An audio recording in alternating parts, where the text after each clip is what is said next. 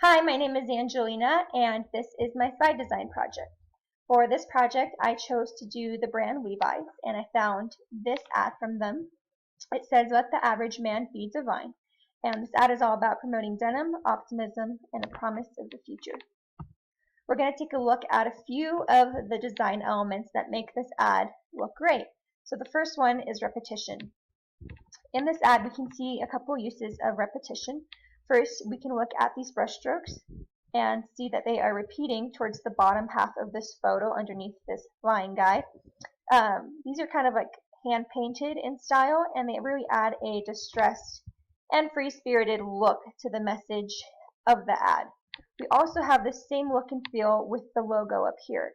Instead of being really clean and sharp, it has those distressed edges, kind of almost a grungy look that we see also down here. So that element is repeating in the logo and in these brush strokes down here, and it's pretty consistent with the vintage style of the ad. The next element that we can look at is the typography. The main typography right here is "Let the average man be divine," and it's written in a sans serif handwritten style font. It almost looks like someone just grabbed a marker and wrote it, and again, that really adds to the casual vintage feel of the whole entire ad and goes great with these other vintage elements that I've pointed out in the previous slide. This font is also used down here and underneath the Levi's logo. The last thing that we're going to look at is the color used in this ad. The two main colors used are red and white. So we see the white in the text and also in some of these brush strokes right here. The white really keeps the design and the ad simple, natural, and clean, and kind of pops from the photo.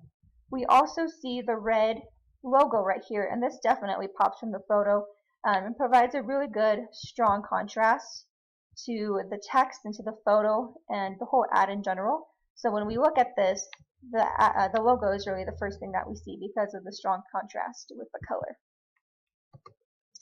This is the new ad that I've created for the campaign.